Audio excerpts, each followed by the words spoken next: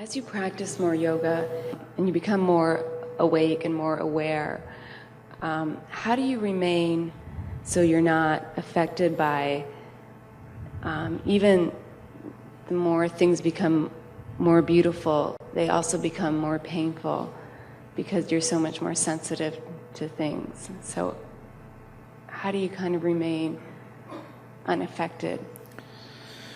So sensitivity does not bring pain.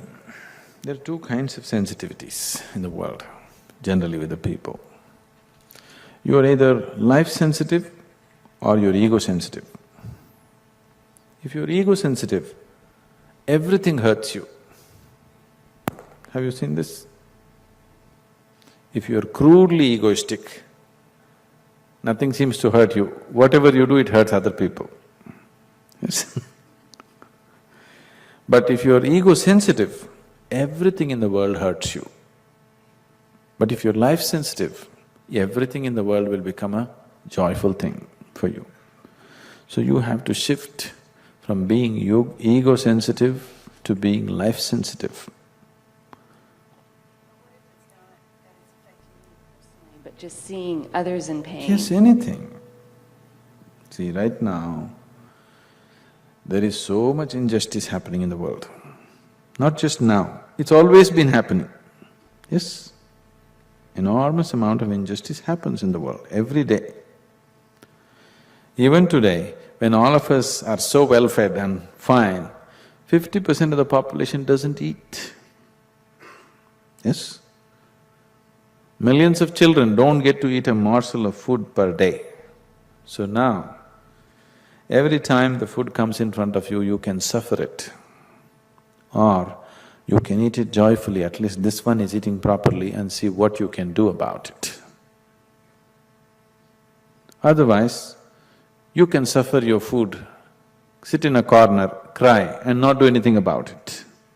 Instead of that, eat well and see what you can do about it, isn't it? If you're life-sensitive, you're seeing what you can do about it. You cannot keep quiet, isn't it? I thought they showed you some projects just now. They showed you rural rejuvenation. Now, we are not doing this. I am not doing this because I am guilty of my well-being. No. I can joyfully eat well. I eat well. We are not doing this because we are service-oriented. No, I am not service-oriented. We are not doing this because we are trying to buy a ticket to heaven. No. We know how to get there. We're doing it simply because the humanity in you will not allow you to keep quiet. When you experience everything as a part of yourself, my little finger is rotting, attending to it is just natural to me, that's all. Yes? If my little finger is rotting, do I need a service attitude to do this? Do I need great love to do this, compassion to do it? Nothing, it's just very natural for me to attend to it, isn't it? Isn't it the same way? It is very natural for you to attend to what's not okay around you, isn't it? In a way, a part of humanity is suffering means a part of you is suffering, isn't it? Doing what you can do about it is very natural. Everybody does what they can do according to their capabilities. What you can do if you're not doing, then you're yet to become human, that's all. What you cannot do, you cannot do. But what you can do must happen, isn't it? Isn't it so? In every human being's life, whatever he can do must happen.